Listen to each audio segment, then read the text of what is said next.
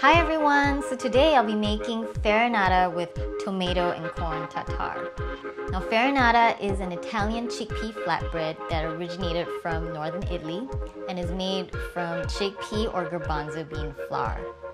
Now the thing I love about this dish is that it's gluten-free because it's made out of chickpea flour, and most breads are made out of wheat flour. So they're not suitable for anyone who's on a gluten-free diet. Now I'm also making a tomato and corn tartare, which is inspired by tuna tartare. Now tuna tartare is actually raw tuna marinated in seasonings and served as a side dish to crackers or flatbread. And I'm making my vegan version of tuna tartare. So the farinata and my vegan tartare together, they're going to combine to form this wonderful, healthy main dish. And I hope you'll like it as much as I do.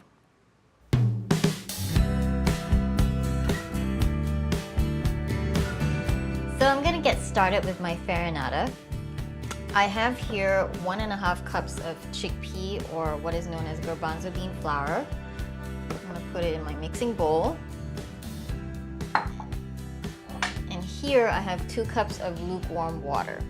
So what's going to happen is that I'm going to pour this in slowly and then just sort of whisk it as I go.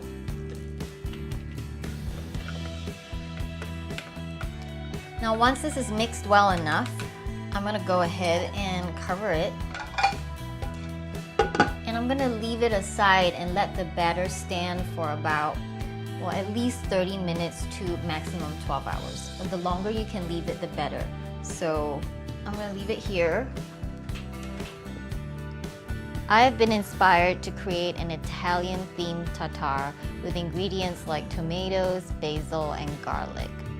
So I have here 20 cherry tomatoes, raw cherry tomatoes.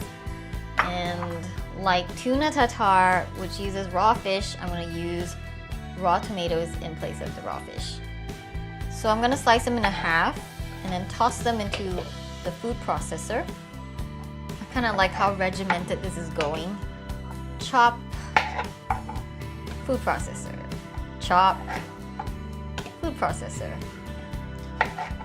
Very rhythmic. So next up, I have here 6 sun-dried tomatoes that have been soaking in water, and you want to soak them so that they'll soften up. Now what I'm going to do is I want to cut them into really fine pieces because this is going to help the blending process. Now the reason why I love sun-dried tomatoes is because they are going to lend a very complex and a little salty flavor to my tartare. So now after I've chopped up all my sun-dried tomatoes, I'm going to put them in the food processor along with my cherry tomatoes. I'm going to add garlic and 2 huge basil leaves. Next, I'm going to add in 1 cup of cooked corn. You can use frozen corn and boil it, or fresh corn. I'm adding 1 tablespoon of nutritional yeast. Next, I'm going to add half a teaspoon of sea salt. And then I'm going to season with a dash of black pepper. Blend all ingredients for less than half a minute. I like my tartare to be chunky and not too finely minced. Now I like to open it up and give it a stir, just to make sure everything is balanced. Now I'm going to put it in a container. See how this looks like tuna tartare, but it's not tuna tartare. It's better than tuna tartare. So I'm going to cover it, and this is going to go in the fridge to let it cool, and then I will serve when my farinata is done. So it's been almost an hour, and I have my batter here. First, I am going to preheat my oven to 500 degrees. And then let's take a look at it. A layer of foam will form over the top of the batter. It is key to remove this foam because this is what causes certain people to experience gassiness from chickpeas. So now I'm going to season my batter. I have here 1 teaspoon of sea salt. It's gonna go in. And then I have here half a teaspoon of fresh rosemary that's been chopped finely. Next, I add in 1.5 tablespoons of extra virgin olive oil. As my recipe is a healthier version of the traditional, I am using half the amount of oil. Spread 1 tablespoon of olive oil over a 10-inch pan. Any oven-safe pan will do. Now I'm gonna heat up the oil on low heat just to warm it up a little bit. Once the pan is warm, pour the batter into the pan and then immediately place into the oven. Bake for 35 minutes at 500 degrees Fahrenheit.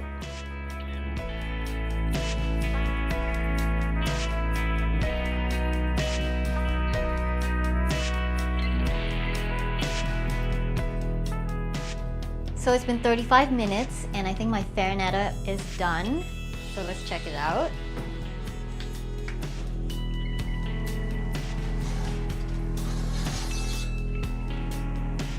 Oh wow, it looks beautiful. Look at how golden brown it has become. So I'm gonna let this rest for a little bit and let it cool before I cut into it. In the meantime, I'm gonna start plating. I'm adding raw spinach to the dish for extra crunch. So I have one of these cookie cutter molds that I'm gonna place over here.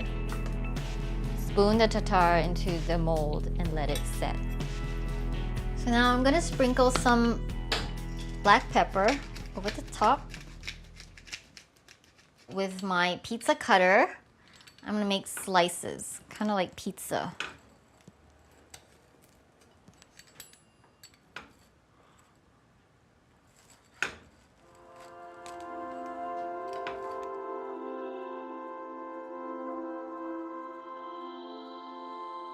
And now for the big reveal.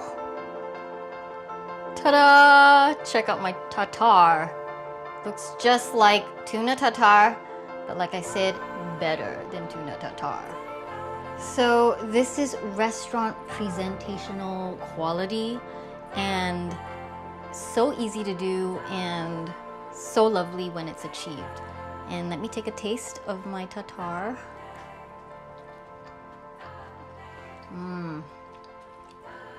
This is wonderful. The saltiness of the sun-dried tomatoes with the tartness of the fresh tomatoes and the sweetness of the corn really balances out this lovely, lovely dish. And then, not forgetting my farinata that I slaved on. I'm gonna try it.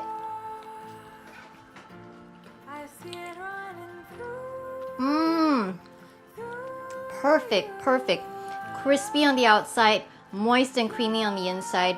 I taste the olive oil, the invigorating rosemary.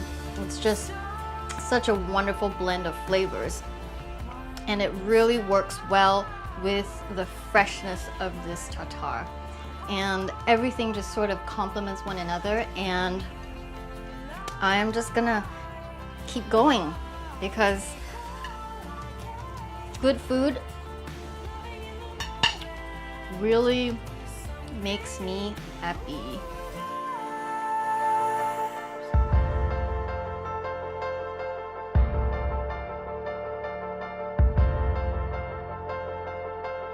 Shimmer down from my fingertips, subtle